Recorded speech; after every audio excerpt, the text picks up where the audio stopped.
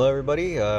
Today is June 28th, 2020, and this is probably going to be my last article for today just because, I don't know, I'm tired of complaining about today, complain about tomorrow or something. So, this caught my attention because apparently, from what I've seen, and this is all over the news and all over the media, that a young man received $80,000 in tips after being singled out not to serve a customer for not wearing a mask. Okay, interesting. A lot of my friends who work as grocery clerks, and even myself, have had to enforce mask policies and have had people disgruntled and against it. But we did not receive $80,000. We have not received hazard pay. But yeah, let's get into this. Okay. Good. At least someone's getting some kind of like tip. You know what I mean? Like, hey, at least some essential employee is getting some form of compensation and some sort of gratitude. CNN. A Starbucks barista who was publicly shamed by a customer after asking her to wear a face mask received nearly $80,000 in virtual tips after a Facebook post that criticized him went viral. Lenin Gutierrez, 24, was working in his usual shift at a San Diego Starbucks on Monday morning when a woman who was not wearing a mask walked in and attempted to place an order, he told CNN.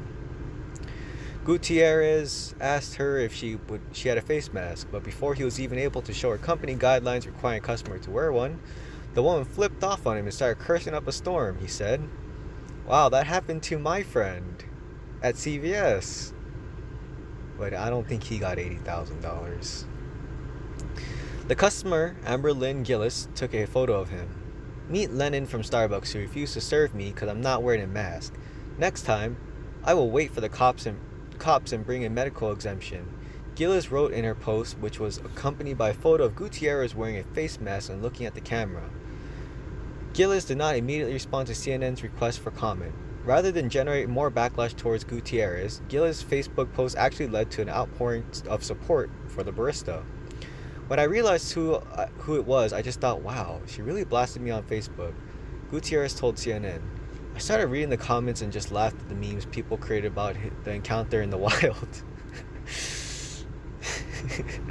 That's funny. Like, yeah, I get that. Like, I've had a lot of people give me problems too. Like, when I enforced the COVID-19 regulations, or if I enforce like the masks or something, like people give me trouble too. Like, people will like pressure me and make me feel bad, and I have to I have to talk to them nice and say, hey, I understand you don't want to do these things, but I have to explain, like, hey, I'm sorry, you have to do this and for this blah blah blah, and it usually gets them. So I understand what this guy's going through. I think a lot of his essential employees understand what he's going through. A kind gesture that would change his life. Many people voiced their support for Gutierrez in comments of Gillis' posts, with some saying they wish they could visit the coffee shop to give him a special tip. Among those moved by the post, Matt Cohen, the 26-year-old who doesn't know Gutierrez personally, said he was upset that the barista was being bullied for doing the right thing. I feel bad too, because there's a lot of people like Gutierrez in almost every sector of essential employee who has to enforce these wear the mask rules, this social distancing, making sure that people don't exceed the occupancy per the store, that to follow these guidelines that are changing every so often, and have to enforce it, adding to their already busy workload and stressful environment, and now they have to do more. So yes, I can empathize with Gutierrez. Like, a lot of us essential employees are going through the exact same thing by him, and there's a lot of pushback by people who don't want to follow these rules. So he decided to start a GoFundMe, which he named Tips for Lenin, Stand Up to San Diego Karen, to give everyone who wants to tip Gutierrez a chance to do so virtually. People aren't asking you to do a lot. They're asking you to wear the mask for your safety and the safety of others. That's what I tell people. I tell people the same thing. I say, hey, look, I'm 25, I stay in shape, I eat my vegetables, I stay healthy. You may do that too, and you may be young. But this isn't about you or I. This is about considering others around us. So I'm glad that people are acknowledging that we should be abiding by these COVID-19 rules, whether or not we believe in them or not. if we had to shut down a whole global economy, there might be some validity towards this. So let's for the sake of the argument, wear these masks for not ourselves but for consideration of others. Excuse me. People aren't asking you to do a lot. Okay. The campaign's initial goal was $1,000, but less than a week later, thousands of people had donated nearly $80,000. Wow, that is life changing. That is definitely life changing. That a 10,000 from hazard pay, while it is less than those on unemployment, is life changing as well. But yes, $80,000 is 8 times more than that. So I thought it was heartwarming to see Matt create a GoFundMe for me, even though we didn't know each other. Gutierrez said, "I felt baffled and honored to receive so much support and love when it was 1,000. The fact now that it went over 6,000, 65,000, I don't know how to truly vocalize how grateful and blessed I feel with this opportunity everyone has given me." Gutierrez says he plans to use some of the GoFundMe money to pursue his dreams of becoming a dancer. He also wants to donate some organizers to the San Diego community. Well, that's nice. I wonder how much he's going to use as a dancer, and some of it, and how much he's going to use to donate towards San Diego community. COVID-19 cases continue to rise. This is probably the part where whoever made this is trying to fulfill their own agenda, so they're going to talk about the COVID. As COVID-19 cases continue to increase across the United States, the debate on whether people should be required to wear masks in public continues. The California Department of Public Health, CDPH, reported a single-day increase of 5,972 positive cases of the coronavirus, with 60 deaths from Friday to Saturday, according to an update released on Saturday morning. The Center for Disease Control and Prevention recommended that everyone should wear a cloth face cover when they have to go out in public to reduce transmission. Okay, I'm just going to kind of skip through this. Recent study shows 66,000 infections. Release more articles. Okay, let's.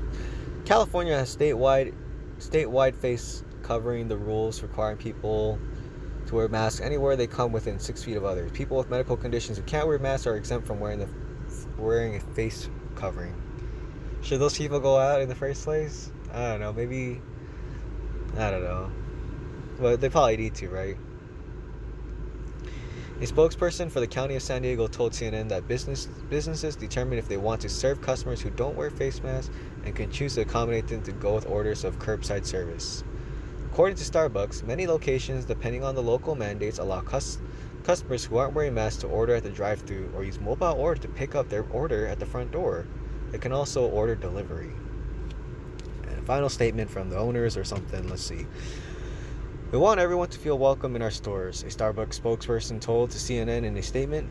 "We respectfully request customers follow social distancing and safety protocols recommended by public health officials, including wearing a facial covering when visiting stores." This post was written by CNN's Andrea Kane, Alan Kim, Artemidas Moshtagan.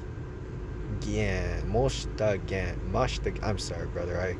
Or sister, or whatever gender you want to classify yourself as these days in 2020. I could not pronounce your name properly. Jamie Elrich.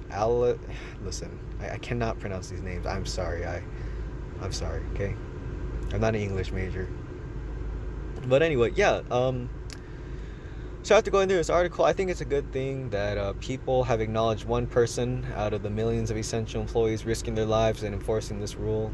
Hopefully, this person can become a dance person, and that $80,000 have a good life.